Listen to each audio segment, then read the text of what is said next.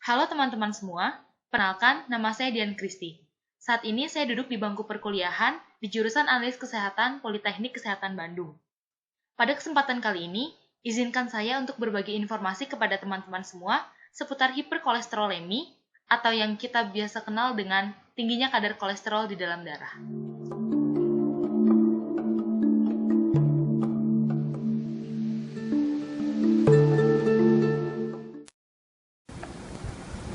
Di zaman yang serba modern saat ini, pola hidup masyarakat atau bahkan pola hidup kita sendiri semakin lama semakin berubah.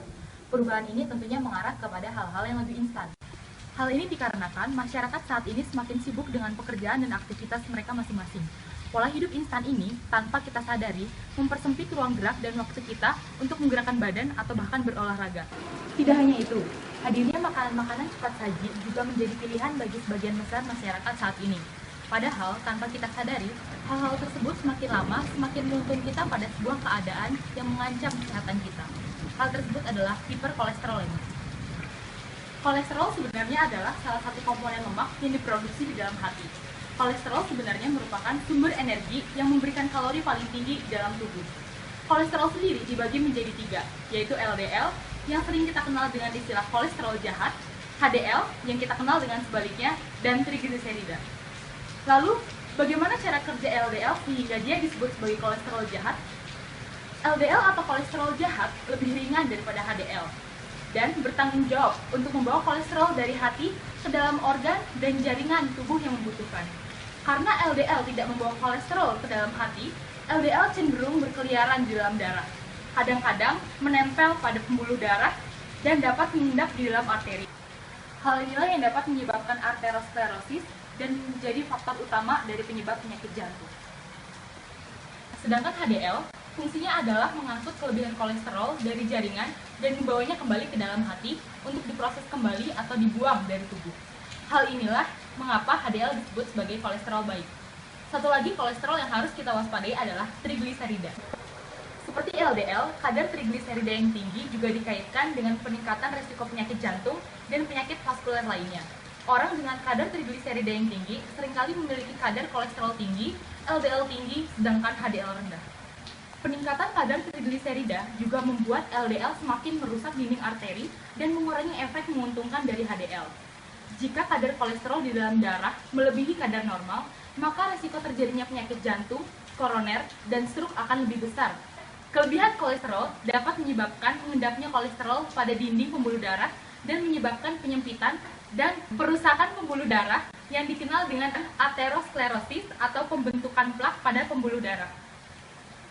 Jika penyempitan dan pengerasan ini cukup berat sehingga menyebabkan suplai darah ke jantung tidak memadai, maka akan timbul sakit atau nyeri dada yang disebut dengan angina. Dan bila berlanjut akan menyebabkan matinya jaringan otot di jantung yang disebut infark miokard, yang apabila meluas akan menimbulkan gagal jantung.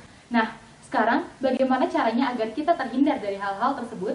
Yang pertama, banyak mengonsumsi buah-buahan, sayur-sayuran, dan biji-bijian. Hal ini dikarenakan buah-buahan, sayur-sayuran, dan biji-bijian banyak mengandung vitamin, nutrisi, dan juga serat, sehingga rasa kenyang di dalam tubuh kita bertahan lebih lama. Yang kedua, tidur yang cukup. Semakin malam kita tidur, maka semakin besar kemungkinan kita untuk merasakan lapar di tengah malam. Hal ini memungkinkan kita untuk terus mengonsumsi makanan, sedangkan kalori yang sudah masuk tidak bisa kita bakar lagi. Hal selanjutnya adalah dengan menormalkan kembali berat badan. Kelebihan berat badan dapat meningkatkan trigliserida dan menurunkan HDL. Berat badan dapat diturunkan dengan cara menggerakkan badan atau berolahraga. Dengan berolahraga, kalori yang masuk dalam tubuh melalui konsumsi dapat dibakar dan dapat digunakan. Selain dari perubahan pola hidup dan asupan, hal lain yang dapat kita lakukan adalah dengan melakukan pemeriksaan secara rutin untuk menentukan kadar kolesterol di dalam tubuh, terutama untuk mereka yang memiliki faktor risiko tinggi, seperti orang-orang dengan berat badan di atas normal, kemudian pecandu alkohol, dan orang-orang yang seringkali lembur setiap malamnya. Untuk pemeriksaan kadar kolesterol total secara sederhana dapat dilakukan dengan metode VLCT atau Point of Care Testing.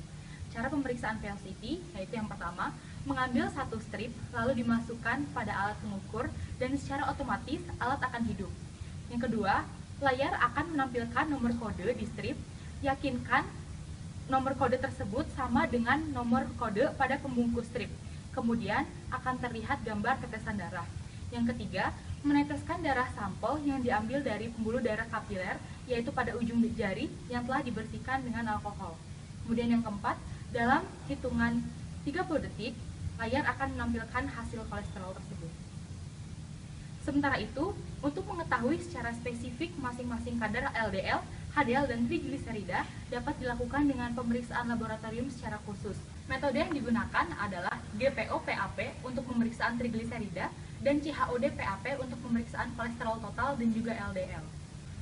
Setelah melihat bahaya dari tingginya kadar kolesterol dalam tubuh, alangkah lebih baiknya mulai dari sekarang kita mengubah pola hidup dan juga asupan yang masuk ke dalam tubuh kita. Karena lebih baik mencegah daripada mengobati.